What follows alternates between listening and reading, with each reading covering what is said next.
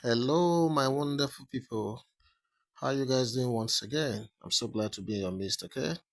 So, we have some stories for you, and they are coming out one after the other. And these are stories that will really excite you, because these are follow up to the stories we did before, okay?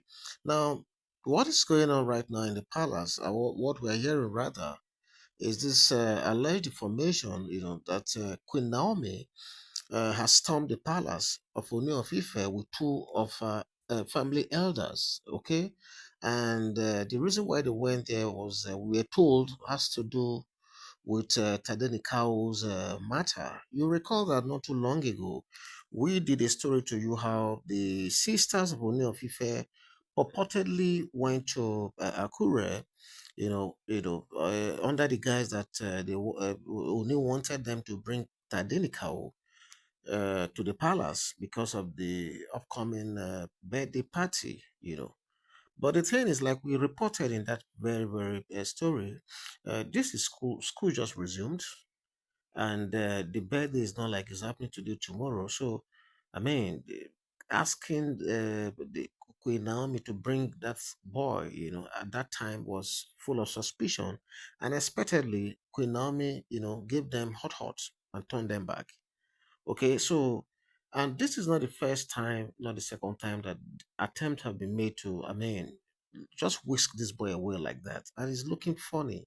And the Queen Naomi had to make this move right now because she is feeling like the life of her son, is I mean is in danger somehow. Okay, so herself together with the two elders, I think about two elders or so, they stormed the palace, and we are told that when she got there, that she went there with a car that is tinted, and she was ushered in. They didn't even know that it was Queen Naomi that was inside until the vehicle has entered, and they went straight through the very route that Ooni of Ife normally takes, and they went in. Okay, so the account for that said she was said to have arrived uninvited.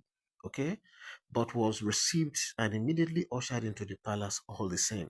Okay, so she was not invited by anyone, and she didn't make any noise about it. She just came. It was an impromptu trip, from what we gathered as well. Okay, so the story further said Odni, who allegedly hurried up to meet with her, wondering what could have brought her to the palace unannounced. So she, I mean, he hurried up, and went to see her. Thinking that maybe it is a news or something about what he wanted. He didn't have to wait for long before Queen Naomi started speaking. So it was said that without observing most of the usual protocol, when you go to the palace, there are a lot of rites, there are a lot of protocols you do before you even open your mouth to talk. So we are told that Queen Naomi kind of just, cut short those protocols and proceeded to the business which brought her to the palace. So she expressed disappointment about the aborted attempt to forcibly take away her only child away from her under the guise of taking him for his upcoming birthday. Okay, she alleged that why would he send his sisters to do that? Okay, we made a report about this, and we actually felt very disappointed as well. So we are not surprised that the first thing he told the Oni was to say, "You can't keep doing this to me. Okay, you can't keep doing this." So if the love of a mother to a child is usually very exceptional. The bond is unbelievable. Not to talk of in this case where this is her only child. This is all she's got in this world. So this is a serious matter, and I think that is why, without following protocols, she had to take two of her elders and move straight to the Ooni of Ife's palace headlong, so that this thing is tackled once and for all. Okay, so she was asking what was that for, so was she consulted? And we were told that she was asking for that. Was she consulted? And did she consent to it? That you send your sisters to come on the way, as if maybe we sat down and we had this conversation at any time? So why would they say There are enough hands at the palace to take care of Tadenikawo. We reported in the past that Ooni of Ife has always, suggested that if Tadenikawo comes to the palace, that there are more than enough capable hands. And the question Queen Naomi is asking is, they keep telling her that they are capable hands, they are capable hands. So who are those capable hands? She asked.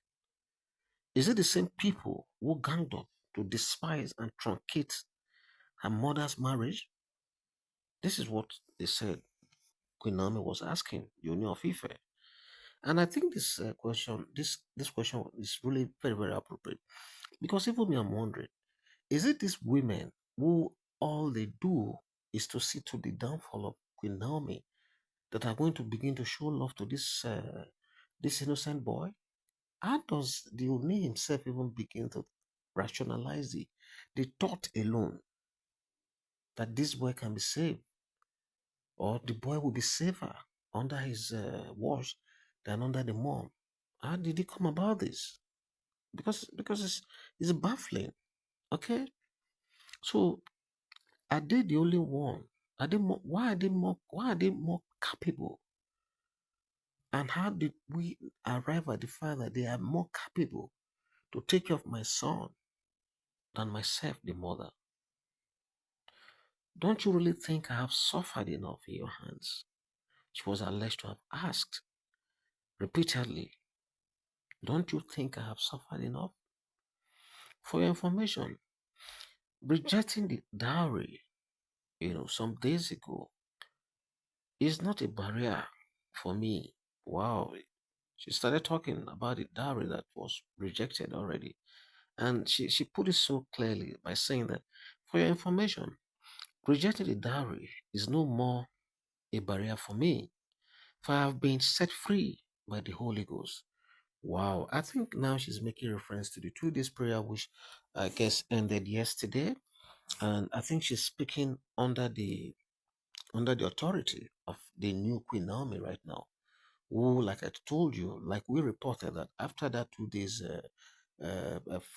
prayer section, it is believed that Queen Naomi will be spiritually, disconnected from anything that has to do with anyone, you know.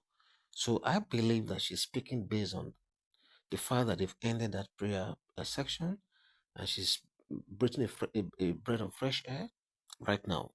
So I'm not surprised that she's making reference to that. Okay, I'm no more bound to you in any way. She is said to have further told the Oni. So my take in all of this is this. You see, I think it makes sense that Queen Naomi has gone straight to the palace and trashed this thing out, because honestly, some of the reports we'll be getting regarding Oni planning to take Tadenikawa, some of them are becoming really very sitting and disappointing. Because why would you want to take her only child away from her under the guise of whatever? Does it make sense? Doesn't make sense. It doesn't make sense to me. There's no logic in that reasoning. I don't see logic in it. So it was a good thing that as a mother, no one else will do this for her except herself. So I'm happy she took the battle right to the right place. And I'm happy that after this meeting now, because we are told that after this meeting, Oni was said to have expressed, a surprise at the audacity and the confidence with which Queen Naomi spoke to him. Okay, so I'm very happy that this is what we're getting. The days of being seen like a timid person, those days are gone.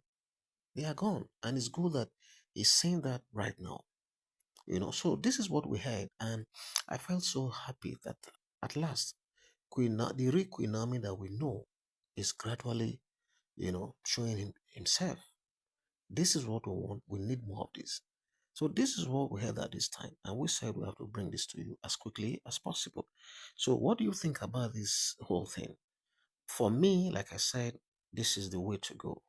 So leave your comments in the comment section and let's know how you feel. Okay, thank you.